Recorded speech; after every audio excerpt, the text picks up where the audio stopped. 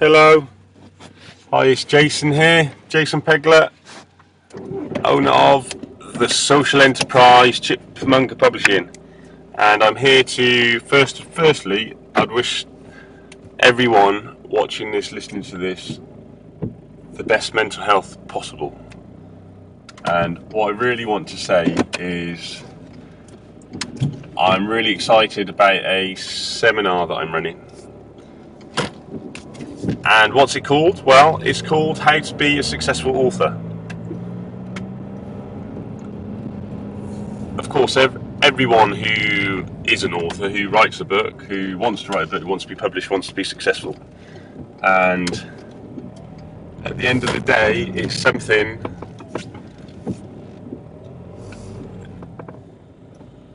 it's not rocket science, but it's also something that's very difficult. At the end of the day, you are at the mercy always of what people think of your book, and you know how relevant is it to the world today, and all this kind of thing. But what I've learned over the years is that I've managed to make a living from writing one book and then turning myself into a brand, i.e. with Chipmunka, an expert on bipolar and mental health, talking about cannabis, talking about alcohol, drug related issues, talking about so many things to do with mental health and mental illness and things like that. And what I really want to do is to encourage other people to, okay, so you may have written something and it may be good, it may be really good. There's always a subjective opinion, but I think I've really definitely aware of strategies that you can do in your future books that can help make your future books more relevant, i.e. thinking about the relevant market, looking at the world of publishing and how it's changing, how everything's becoming more search orientated with the big monoliths, Google, Apple, Amazon, and how there's opportunities out there. Of course, we have the world credit crunch, but more and more people are online, more and more books are out there, so it's more and more competitive, but more and more people are becoming online, more and more people are on the planet speaking English and other languages, of course. But there's definitely space there, and mental illness, mental health as a subject, as an issue, whilst the stigma breaks down, it becomes bigger all the time, and it becomes more and more popular, more and more common. People are more and more open about it, so there's more and more opportunity there. Now, most people don't write a book. A lot of people think about writing a book. So if you've written something, or you pub this, so this seminar really is for people who want to write a book and want some tips on not just what kind of book to write, but really about how to promote yourself, how to promote your book, one book, and then how to promote yourself as a brand, as an individual, how to grow your own client list, portfolio, influence, how to get media coverage. And a lot of people can read about how to promote yourselves, but what percentage of people, they might know what to do because they've read about it, but what percent of people are going to implement that? Okay, some people might implement it 5, 10, 15% of the time, 1% of the time, 20% of the time, 50% of the time, but what percentage of people implement it 90% of the time? Well, in order to do that, if you look at the world's most successful people, like people like Richard Branson, people like that, they just act on it, they just go for it. People like that don't hold back, they just make a decision and go for it, and they learn from their mistakes and they keep going. And being a successful author is a bit like that. and looking to push your boundaries. But also, in order to, some of us aren't naturally like that because we cannot break through the fear. We might procrastinate and then feel like, oh, I've written a great book or a good book, and then, but does anyone really want to read it? I'd like to be, I'm daydreaming with the idea of being an expert and being really successful, but then I'm not prepared to take all the steps to go along the way and to have embraced so many failures, and I'm not prepared to rip open every day and really go for it, and I work on it one day a week or something like this. It takes real commitment and a lot of energy. And in this seminar, I'm include strategies where you can get yourself more in a peak state. So exercises where, by putting yourself in a peak state, then it's really important, to get your body in a peak state, get your confidence up, get your oxygen flowing, get your mind right, so that when you do take the time to work on your writing, on your promotion, on your communication, your selling techniques, that you really do feel full of confidence, like that you can really make a success of it. Because how you speak to people, the tonality of your voice that you use, if you sound more positive in a meeting, if your physiology is stronger, all these kinds of things, the words that you use, they're all important, and the communication tools that you use, it's all really important in getting yourself to become successful. So even in your mind, if you're sending an email to the media about, oh, well, I would like to be interviewed on my subject OCD, and I think I would, I think that I would like to do an interview, and I think I can help. Well, how convincing is that? You really need to describe what you've experienced, make it relevant, noticeable, and explain why they should interview you over somebody else. What specific about your message is important and interesting? What about your book is particularly interesting? And that's the great thing about books, is because they have so much depth, and especially when you're writing a memoir, you can pick out, you might just think, oh, this is a memoir on depression. But if I look at A Can of Madness, like my memoir, when I wrote it, I thought, this is a book about the XC generation. I'll write it, it will become a bestseller, and it will show an example of what can happen to a teenager if they can't handle their ease. Right? And it turned into this kind of mental health crusade of helping people with manic depression. And whilst I was aware of that whilst writing it, I thought that was kind of more of a cathartic thing for me, for my own survival, really. And although I really, really wanted to help another 17-year-old to stop them having the humiliation that I had from mental illness, as the years have gone by, A Can of Madness has been, the media have interpreted its relevance in ways that I hadn't imagined, and each time they've picked up on that, I've managed to articulate myself in that specific area, so they come back to me again and again and again and again on the same topic. So just trying to think back now. So when I first started getting a lot of publicity in 2001, it was kind of under the bracket of the charity of Mind, because they helped me, help give me a voice, and help me get me a grant to self-publish the book. And it was under the idea of, okay, I had my publishing company, so I had a mental health publishing company, but A Can of Madness per se was really a book about how writing had saved my life. That was a story. Writing had saved my life, and that was a kind of angle that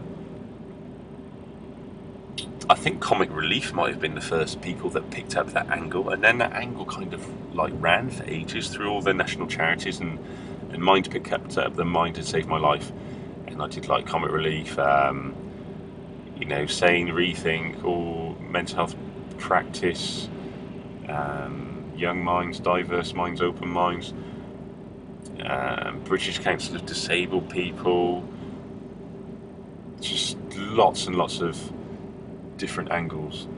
And then the first time, I'm trying to remember now, the first time I was on national radio, it was a 30-minute interview with two other people. There were three of us, about bipolar. So then it, as like Can of Madness, became a book about bipolar, and I was talking there about depression and mania, and reviewers were picking up that they really liked the way that I'd written about mania in particular. That the way A Can of Madness describes mania is like kind of unique, and a really a way that really hadn't really been seen before in many ways, and a very good insight into. Also, people were saying, "Oh, it's a really good insight." And like my psychiatrist, when he wrote forward, his angle was, this book is an example of someone fighting for survival, and trying to overcome things that come in his way. But it was also a warning about how mental health treatment can go the wrong way, and a warning to staff to stay on their toes and to improve their services. So that led to lots of coverage in psychiatric publications, even like nursing magazines, social work magazines. I ended up giving talks for the police. So you can see how one book can have hundreds of different angles in it, especially a memoir. And it's the same can apply to poetry and things like that as well, because there's so many different types of poetry, and you can get compared to other types of poets and what they stand for and the themes they're writing about and things like this. So it applies to other genres as well. It's best for me to talk about memoir because that is what I've done so much coverage on. So if you just stay in this mindset, then when we did the campaign with Rethink quite a long time ago, this is in about 2004, and when the head of marketing guy there at the time, he said, "Look, I've read this book. This book is really a book about teenagers and cannabis." Never really thought of it like that. And then, so that's how his angle he saw. So he promoted a national campaign to promote it like that, and then that theme came back later. So that kind of dropped for a while, and I was asked to give a BBC interview on government legislation and the dangers of cannabis. Well, they were thinking of changing the legislation. I was living in Lambeth at the time, and they were saying, well, really, it's okay to walk around with cannabis, so we can focus on hard drugs and things like that. So they asked me for an opinion, and I was saying that if you start taking cannabis, then it's a stepping stone to other drugs, like it was for me. As soon as I took cannabis, I thought, right, okay, that's one illegal drug I've taken, what's next? Because you get a bit of a buzz off it and you think, right, what's next? So it led to, like, in the order I did them, probably, amphetamines, then LSD, then ecstasy, things like that. So, and just from that angle alone, talking about cannabis on television several times, but I've talked on cannabis on national radio about cannabis, I would say at least 50 times, just from that one angle. So it shows if you can do something well, and the media know you're available. So if they could ring me up, they know that they could ring me up the night before, and I was prepared to come on TV the next day, whatever. And I had a track record of doing that again and again, and they know that they could phone me up in the morning at 6 or 7 o'clock in the morning, and they knew that I would be on the radio that morning. I was prepared to go in the studio for 9:30. And how did I get into that position? Well, it's not as though they just happened to stumble upon my book and think, oh yeah, that's a good book, we'll get that guy in. And then I spoke about it once, well, and it happened. I really pushed to get myself in that position. So how did I get into all these, places, meet all the people to get in all the, the national charity coverage? Well, I went to conferences. I spoke to the heads of the charities, the chief executives, the trustees. I would, give them my business card, or make them buy my book, or maybe even give them my book. And I'd say, yeah, I'm the man to speak to about this, and this. I'm your man. Interview me for your newsletter. You can have the content for free. Just give me some coverage and link to my website to sell my book and things like that. And it was a case of every day pushing it. And I used to live in Vauxhall, and it's right next to the Big Issue office.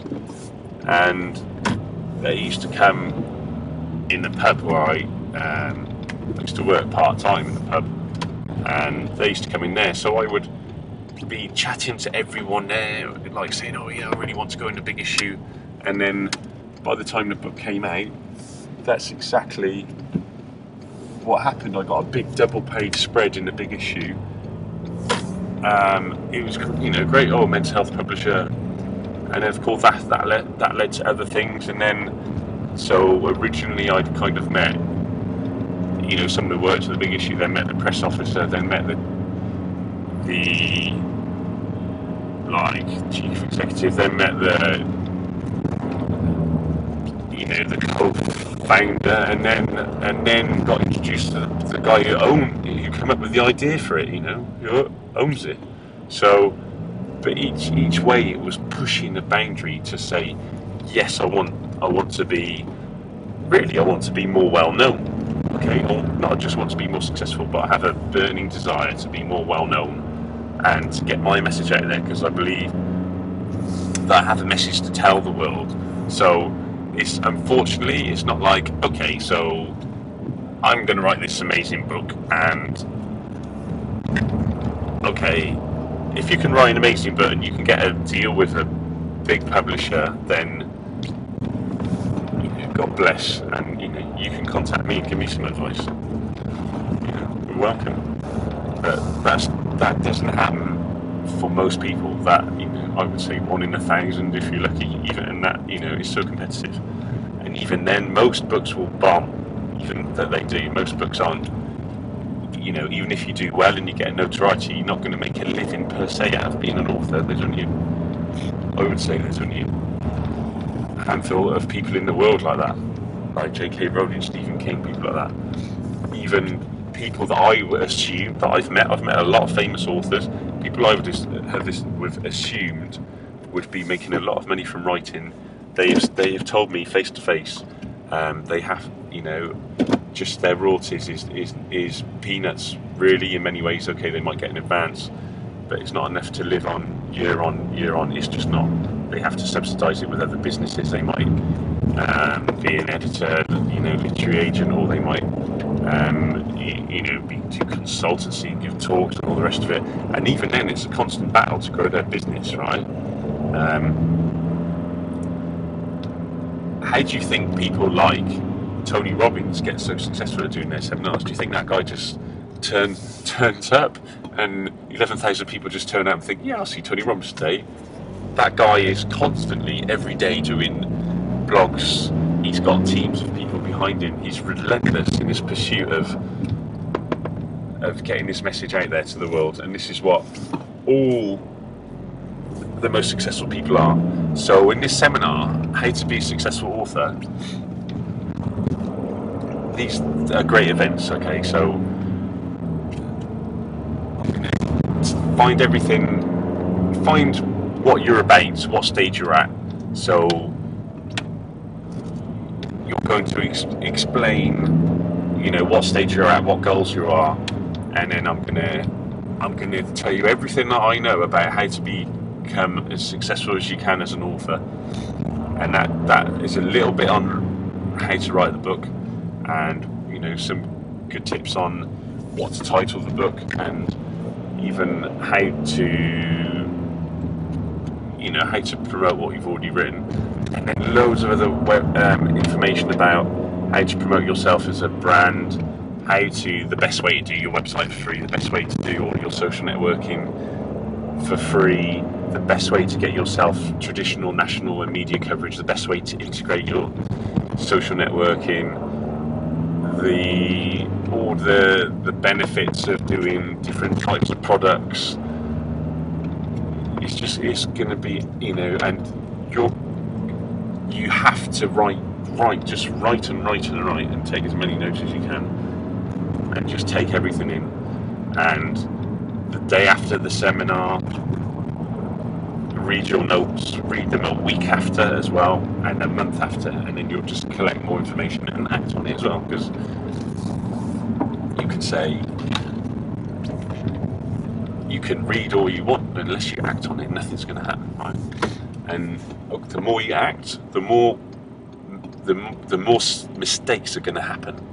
And what you have to do is to say, okay, something happened, it didn't work, and don't sit there in fear for a week or 2 or 3 or a month or a year or 3 years, or talk to your grandchildren later on in life and go, oh, I could have been a successful author once I wrote a book and then started promoting it, and then no one wanted it, and it was I gave up.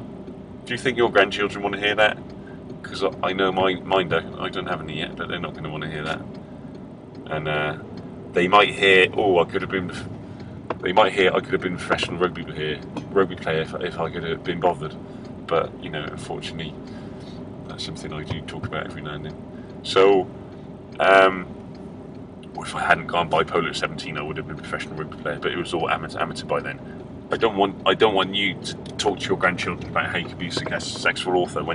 If you come to this seminar, you can pick up some tips and implement some strategies like you never have before, and you can take yourself to the next level. And of course, there's levels all the time that we can go through. Like, I push myself every day, and there's levels I want to go through all the time. And you'll find as well that even Bill Gates, right, who quite comfortably the richest man in the world for a long time, and still would be if he hadn't given so much money away.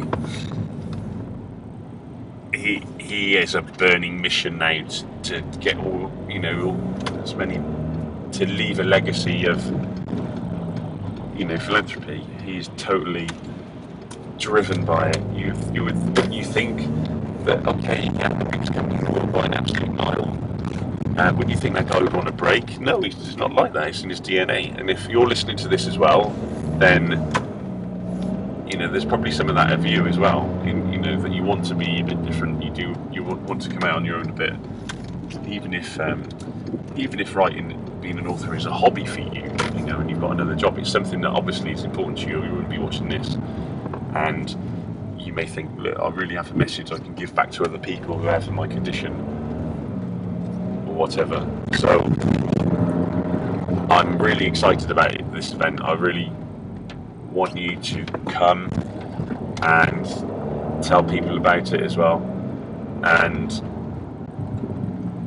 it's great. I love meeting people. I do love technology as well, but I'm a very sociable person, so I can, if I'm having a coffee somewhere, or wherever I am, I'm quite naturally, I go up to people and start talking to them. So I think that will come across when at the seminar as well. So I'm very like to meet people as well, and just to give as much value as I can, really, because I really believe in what I'm doing, and I know that I've got an amazing amount of publicity, really, for someone that when I started off I didn't have any experience whatsoever in it, really. All I did is just had a conviction that people would be interested in what I have to say, because I believe that what I have to say is important, and I still do. And that's the end of the video, and I just wish you had to have a brilliant day. I'm off to the gym, okay? And like, please have a look at the seminar, click on the link, read about it, and I hope to see you there. Okay, take care, love you lots, look after your mental health. Bye. Oh, you still there? Saying goodbye.